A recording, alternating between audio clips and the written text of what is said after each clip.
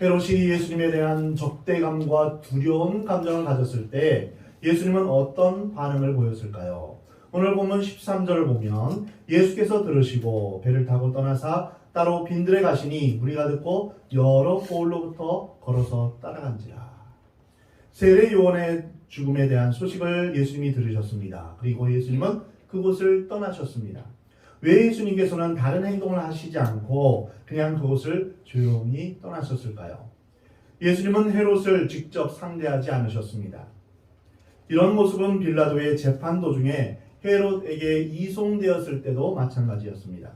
누가복음 23장에서 헤롯이 예수님을 무척 만나고 싶어 한다고 그렇게 기록되어 있습니다. 그렇게 많은 소문을 내며 기적을 베풀고 다니는 이 예수라는 이가 누굴까? 이런 궁금증이 있었습니다. 이 예수가 자신이 죽인 세례 요한이 아닐까? 이런 생각도 했습니다.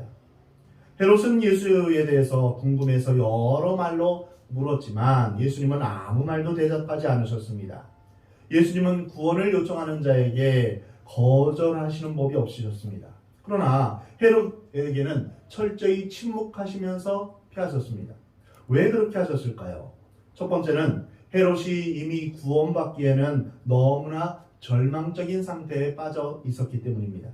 예수님을 저주하던 또 한편의 십자가의 강도처럼 헤롯은 철저하게 심령이 닫혀있는 완고한 사람이었습니다. 그래서 하나님께서 그를 향하여 침묵하시는 것입니다. 그래도 하나님께서 어떤 사람에게 간섭하시고 경고하시고 징계를 하실 때는 소망이 있는 것입니다. 그러나 아주 버릴 경우에는 하나님께서 침묵하십니다. 역사상 헤롯과 같은 인물들이 많습니다. 네로 황제나 히틀러, 스탈린 같은 사람도 이런 부류에 속한다고 할 수 있습니다. 두 번째로 누가복음 13장에서 찾아올 수 있습니다. 곧 그때 어떤 바리새인들이 나와서 이르되 나가서 여기를 떠나소서 헤롯이 당신을 죽이고자 하나이다. 이르시되 너희는 가서 저 여호와에게 이르되 오늘과 내일은 내가 귀신을 쫓아내며 병을 고치다가 제3일에는 완전하여지리라 하라. 그러나 오늘과 내일과 모레는 내가 갈 길을 가야 하리니 선지자가 예루살렘 밖에서는 죽는 법이 없느니라. 이 말씀을 보면 분명히 헤롯은 예수님을 죽이려는 의도가 있었음을 알 수 있습니다. 그러나 예수님은 자신을 죽이려는 헤롯을 전혀 두려워하지 않으셨습니다. 예수님은 이 말씀에서 헤롯이 나를 죽이지 못한다. 나의 사명을 다 감당하기까지 나는 죽지 않는다 라고 말씀하십니다. 오늘과 내일과 모레는 내가 갈 길을 가야 할 것이다. 예수님은 조용히 자신의 일을 하셨습니다. 적대적인 세력에 동요되는 것 없이 거기에 흥분하거나 반응하지 않고 자신의 맡겨진 사명을 끝까지 감당하신 것입니다. 예수님은 헤롯과 상관하지 않고 자신의 길을 가십니다. 자신의 사역을 하신 것입니다. 얼마나 확신 있고 초연한 태도입니까? 우리는 좋은 일을 하다가도 고난과 핍박이 닥치면 쉽게 당황하고 주저합니다. 그리고 오해를 받으면 우리가 포기하기 쉽습니다. 아무리 좋은 일이라도 오해가 있거나 압박이 들어오면 그리고 그것이 자신의 유익과 상관이 있으면 쉽게 물러나는 것이 우리 인간들입니다. 우리가 죽음을 무릅쓰고 하는 일이 있습니까? 죽을지라도 최선을 다해 하는 일이 우리에게 있어야 합니다. 사랑하는 성도 여러분, 여러분은 왜 교회에 옵니까? 왜 예수님을 믿습니까? 성공하기 위해서? 병낫기 위해서 오십니까? 아니면 세상에서 좀 더 잘 되기 위해서, 내 소원이 성취되기 위해서 부수적으로 교회를 다니고 있습니까? 여러 종교 중에 하나를 선택하는 것입니까? 어떤 것이 우선입니까? 죽음을 무릅쓰고더라도 우리가 하는 일이, 해야 될 일이 우리의 삶에 있어야 합니다. 어떤 경우라도 포기하지 말아야 할 것이 있습니다. 누가 물어보아도, 누가 핍박해도 우리가 믿는 이 길, 우리가 가는 이 길에 확신 있는 태도가 필요합니다. 길이요 진리요 생명 되신 예수님을 믿는 믿음을 끝까지 가지고 가는 저와 여러분이 되기를 우리 하나님은 응원하십니다. 오늘 본문 13절의 말씀을 통하여서 예수님의 모습을 좀 더 살펴보겠습니다. 따로 빈들에 가시니 라고 했는데 이것은 예수님이 사람들을 피해서 조용하고 한가한 장소에 가셨다는 것입니다. 예수님에게도 조용히 홀로 계시면서 쉬는 시간이 필요했습니다. 그런데 예수님은 이 잠깐의 휴식 시간조차 빼앗기신 것을 오늘 본문에서 알 수 있습니다. 무리가 듣고 여러 고을로부터 걸어서 따라간지라. 마가복음 6장에서는 그들이 가는 것을 보고 많은 사람이 그들인 줄 안지라. 모든 고을로부터 도보로 그곳에 달려와 그들보다 먼저 갔더라. 많은 사람들이 예수님이 한적한 곳에 빈들에 가셨다는 소식을 듣고 알고 나서 쉬는 장소까지 가서 기다렸던 것입니다. 이럴 때 우리는 대개 화가 날 수밖에 없습니다. 자신들의 요구를 들어달라고 나의 사생활에 간섭할 수 있겠는가 반박할 수 있습니다. 그러나 예수님은 불평과 원망 대신에 그들을 향한 긍휼과 자비를 보이셨습니다. 오늘 본문 14절 말씀입니다. 예수께서 나오사 큰 무리를 보시고 불쌍히 여기사 그 중에 있는 병자를 고쳐주시니라. 결국 예수님은 쉬는 시간을 포기하고 말았습니다. 쉬는 시간 대신에 너무나 갈급하게 자신의 병을 낫기 원하는 사람들을 위해서 다시금 구원의 손길을 펴신 것입니다. 같은 본문인 마가복음 6장에서 예수께서 나오사 큰 무리를 보시고 그 목자 없는 양 같음으로 인하여서 불쌍히 여기사 이에 여러 가지로 가르치시더라. 예수님은 병만 고치신 것이 아니라 그 가르치는 사역을 같이 하신 것을 볼 수 있습니다. 예수님도 인간이신지라 식사도 못하신 채 지치고 피곤해 있었을 것입니다. 그럼에도 불구하고 자기를 찾아온 사람들을 영접하여 고쳐주시고 천국 복음을 전하시는 모습 속에서 우리는 사랑과 긍휼과 자비가 넘치는 우리 주님의 모습을 볼 수 있습니다. 오늘 보면 15절에서 저녁이 되매 이렇게 기록되어 있습니다.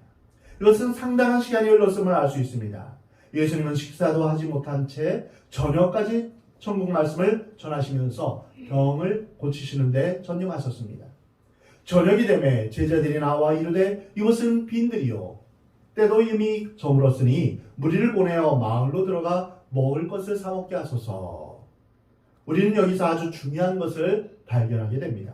즉 천국 복음의 놀라운 말씀이 선포되면서 안전뱅이가 일어나고 맹인의 눈을 뜨고 귀머거리의 귀가 열리는 그야말로 천국 잔치가 벌어지는 이런 놀라운 역적 상황 속에서 현실적인 문제에 부딪힌 것입니다.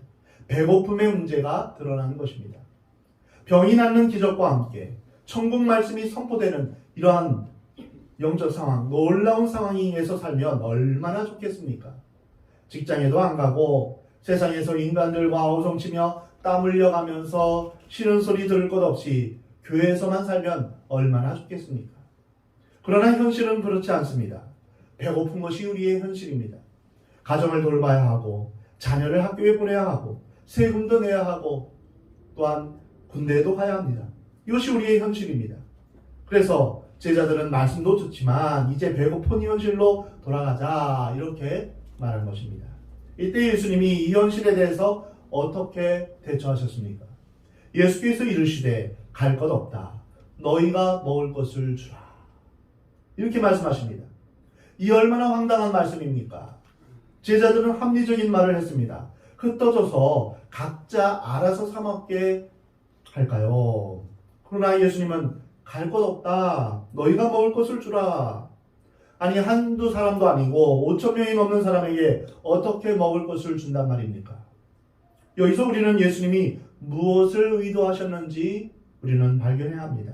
두 가지 의도가 있습니다. 먼저 교회가 세상과 세상 사람들에게 영적인 것도 공급하지만 육적인 문제까지도 대답해 줘야 한다는 것입니다. 130년 전 선교사님들이 이 땅에 왔을 때 천국 복음을 전하시면서 또한 병원도 짓고 또한 고아원도 짓고 학교도 지었습니다. 이 우리나라에 필요한 것들을 공급했던 것입니다. 교회는 영적인 것뿐 아니라 먹는 문제에도 관심이 있어야 하고 해결할 수 있어야 하는 것입니다. 인간적인 시각에서 보면 도저히 불가능한 일이지만 예수님은 그것을 하라라고 명령하십니다. 여기서 또 하나의 의도를 발견하게 됩니다. 제자들은 배고픈 문제를 인간적인 시각에서 보았습니다. 합리적인 시각 또는 경험적인 시각, 상식적인 시각에서 보았습니다. 그러기에 해답이 없습니다. 어떻게 5천 명이 넘는 이 많은 사람들을 먹일 수 있단 말인가? 빨리 흩어지게 하여서 각자 사 먹게 하는 것이 좋겠다. 이것이 제자들의 생각입니다. 그러나 예수님은 하나님의 시각에서 이 문제를 보셨습니다. 맹인이 눈을 뜨고 문둥병이 낫고 죽는 자가 살아나는 그 죽는 자가 살아나는 것만이 아니라 먹는 것에도 하나님의 초자연적인 능력이 나타난다는 것을 보여주시는 것입니다. 그러므로 염려하여 이르기를 무엇을 먹을까? 무엇을 마실까? 무엇을 입을까? 하지 말라. 이는 다 이방인들이 구하는 것이라. 너희 하나님 아버지께서 이 모든 것이 너희에게 있어야 할 것을 아시느니라.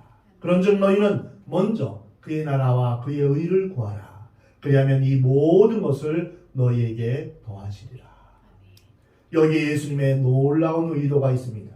어떤 사람은 기도만 하면 밥 먹여주냐 이렇게 조롱하는 사람이 있습니다. 교회 가면 떡을 주냐 이렇게 조롱합니다. 그러나 예수님은 이 문제를 하나님의 시각에서 생각하고 계십니다. 하나님의 말씀을 진실로 믿고 순종하면 기적이 일어난다는 것을 말씀하시는 것입니다. 진실로 하나님을 신뢰하면 초자연적인 역사가 일어나는 것입니다. 구원의 문제, 병 고치는 문제뿐 아니라 우리의 삶의 전반적인 문제에 있어서 이러한 기적은 일어나는 것입니다. 아멘. 그러면 이런 기적이 하나님의 방법으로 어떻게 일어나는지, 오병이의 사건은 오늘 사는 우리에게 어떻게 적용할지 그 내용을 자세히 살펴보겠습니다. 오늘 본문 17절입니다.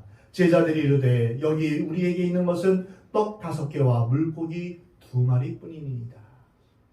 보리떡 5개와 물고기 2마리는 한 사람의 점심에 불과한 것입니다. 근데 여기에서 5천 명이 배불리 먹고도 남는 기적이 일어난 것입니다. 하나님께서 기적을 일으키시는데 씨가 필요한 것입니다. 하나님은 물론 만나를 내리실 수 있으셨습니다. 그러나 그렇게 하지 않으셨습니다. 하나님께서 우리의 병을 고쳐주실 때도 믿음을 먼저 보십니다. 내가 보기를 원하느냐, 내가 낫기를 원하느냐, 내 믿음대로 될지어다. 그냥 기적을 베푸시는 것이 아니라 먼저 믿음을 갖게 하시고 그 믿음을 근거로 해서 기적을 베풀어 주시는 것입니다.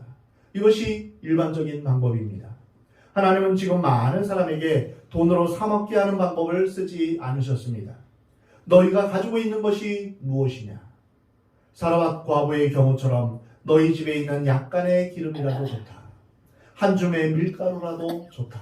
라고 말씀하십니다. 보리떡 5개와 물고기 2마리로 물론 5천 명을 먹일 수는 없습니다. 그러나 이것을 예수님 손에 드리는 것, 이것이 중요합니다. 왜냐하면 하나님께서 그 믿음을 통해서, 그 씨를 통해서, 지극히 작은 것을 통해서 기적을 베푸시기 원하시기 때문입니다. 하나님께서 지금 우리에게 요구하시는 것은 어쩌면 보잘것없는 것일지도 모릅니다. 하나님은 많은 양보다 정성을 더 중요하게 생각합니다. 믿음을 더 중요하게 보십니다. 수많은 말보다 한 가지 진실된 행동을 보시는 것입니다. 겉으로 나타난 행동보다 그 행동을 하게 된 동기를 더 중요하게 생각하십니다. 축복이란 주는 자의 문제가 아니라 받는 자의 문제입니다. 주시는 분은 하늘의 곳간을 여시고 사랑하는 자녀들에게 풍성하도록 넘치도록 쏟아 부어 주십니다. 인간이 죄로 문을 닫고 교만으로 문을 닫고 축복의 그릇을 다 엎어놓고 있으니 하나님께서 복을 부어주실 수가 없는 것입니다. 내가 너희를 위하여 내 아들 예수 그리스도를 십자가에 못 박혀 죽게 했는데 제발 이것을 믿어라. 하나님은 우리에게 이렇게 요구하십니다. 하나님께서 우리에게 주실 복이 없어서 안 주시는 것이 아닙니다. 우리가 거부하고 우리가 믿지 않고 이건 안 돼. 우리가 스스로 제안하면서 하나님의 선물이, 하나님의 복이 우리를 통하여서 역사하지 않는 것입니다. 하나님은 우리에게 주시기 원하시는데, 풍성히 부어주시기 원하는데 우리가 믿음이 없어서 교만하기 때문에 하나님의 복이 들어갈 틈이 없는 것입니다. 예수님은 작은 것을 통해서 기적을 일으키십니다. 오늘 본문 18절에서 이르시되 그것을 내게 가져오라 하시고 무리를 명하여 잔디 위에 앉히시고 떡 5개와 물고기 2마리를 가지사 하늘을 우러러 축사하시고 떡을 떼어 제자들에게 주시매 제자들이 무리에게 주니 다 배불리 먹고 남은 조각을 12바구니에 자기에 거두었으며 예수님은 오병이어를 가져오라고 하시고 무리를 잔디에 앉게 하셨습니다. 그런 다음 떡을 가져다가 축사하셨습니다. 돈이라고 다 똑같은 돈이 아닙니다. 하나님의 축복이 있는 돈이 있고 하나님의 축복이 없는 돈이 있습니다. 성공이라고 다 성공이 아닙니다. 하나님께서 복을 주시는 성공이 있는 것입니다. 하나님만이 복의 근원이 되십니다. 하나님 없이 없는 그러한 돈은 오히려 재앙이 될 수 있습니다. 예수님은 먼저 축사하시고 축복한 것을 나누어 주셨습니다. 원래 주인인 어린아이가 보리떡 5개와 물고기 2마리를 먹어버렸다면 이 아이는 배불렀을 것입니다. 그러나 5,000명은 굶게 됩니다. 제자들에게 이 떡을 주었을 때 제자들이 자기들끼리 먹어버렸다면 기적은 일어나지 않고 그것으로 끝났을 것입니다. 기적은 나누는 데서 일어난다는 것을 기억하시기 바랍니다. 하나님의 손에 들려서 하나님께서 복을 주시기로 한 그것을 나눌 때 기적이 일어나는 것입니다. 인간의 머리와 방법으로는 이해할 수 없는 초자연적인 역사들이 이 세상에 일어납니다. 이것은 노력하지 말자, 인간의 책임을 무시하자 이런 말이 아닙니다. 하나님께서 복을 내려주시는 것과 하나님 안에서 나눔이 있을 때 이러한 기적들이 일어난다는 것을 의미합니다. 우리가 세상을 변화시키는 원리가 바로 여기에 있습니다. 밥 한 그릇을 먹으면 나 혼자 먹고 끝나지만 그것을 나누면 5,000명이 배부를 수 있습니다. 냉수 한 그릇, 동전 하나라도 나눌 때 그것은 배고프고 병든 사람, 고통 중에 있는 수많은 사람을 살리는 기적이 될 수 있습니다. 이것이 오병이어의 기적입니다. 우리가 내는 작은 헌금이 여러 생명을 살릴 수 있습니다. 해외에서 선교하는 선교사님들을 도울 수 있습니다. 나 혼자 먹어버리면 점심 한 끼입니다. 그러나 그것을 기도하고 나누면 사람이 살아나는 것입니다. 오병이어의 기적이 이 세상에서 얼마나 현실적이고 구체적인 하나님의 방법인가 하는 것을 우리가 알 수 있습니다. 우리가 기도하고 나누는 것은 비록 작은 것이라 할지라도 그것은 이 세상에 놀라운 역사를 일으킬 수 있습니다. 우리가 내는 적은 액수의 헌금이 무슨 의미가 있겠느냐 말하지 마십시오. 그것으로 배고픈 영혼이 배부를 수 있습니다. 아멘. 우리가 내는 선교헌금, 주일헌금, 거기에 민족을 살리고 역사를 변화시키는 엄청난 하나님의 능력이 있는 것입니다. 아멘. 다 배불리 먹고 남은 조각을 12바구니에 차게 거두었다 라고 말씀하십니다. 5,000명이 넘는 사람들이 배불리 먹었습니다. 그들은 얼마나 행복했겠습니까? 사람이 영적인 만족 없이 배만 부르면 그것은 돼지와 같습니다. 그런데 지금 이들은 말씀도 듣고 영적으로 만족하고 육신적으로도 배불렀습니다. 그리고 또 중요한 것은 음식을 마음껏 먹고 부스러기를 주었다는 것입니다. 먹고 배부를 수 있습니다. 하나님의 기적을 체험할 수 있습니다. 그러나 부스러기를 모으는 것은 어렵습니다. 본문 말씀에 배불리 먹고도 12바구니에 찼다. 이렇게 말씀하십니다. 이것이 하나님의 경제요, 하나님의 관리 방법입니다. 하나님께서는 우리에게 풍성하게 채우십니다. 그러나 불필요하게 낭비하고 소비하는 것은 원하시지 않으십니다. 요즘 내 돈 내산 이런 말이 유행합니다.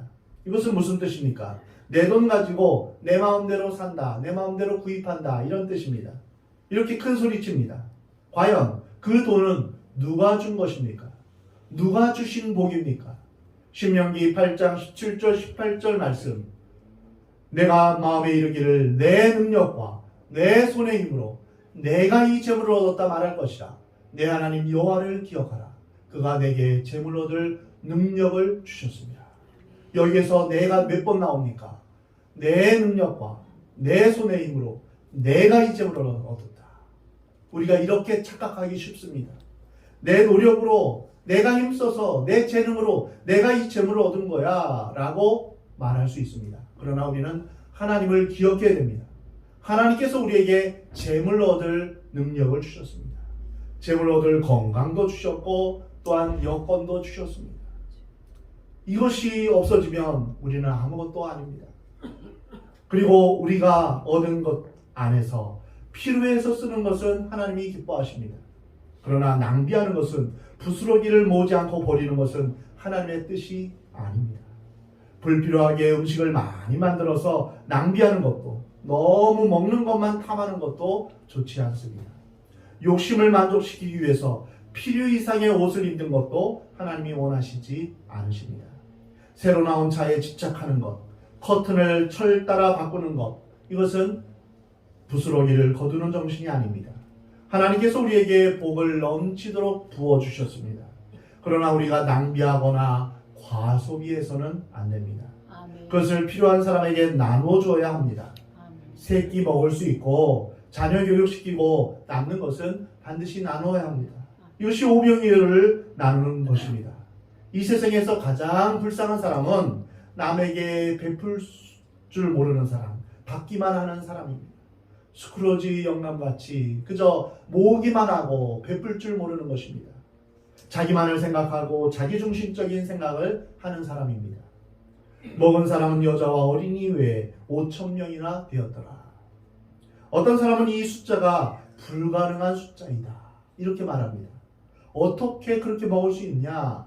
과장법을 썼다고도 합니다. 이것은 신앙 고백이지 사실이 아니다, 이렇게 말하기도 합니다. 홍해가 갈라지는 것, 예수님이 무리를 걸어가신 것, 예수님이 부활하신 것, 이 모든 것 불가능하다라고 말합니다.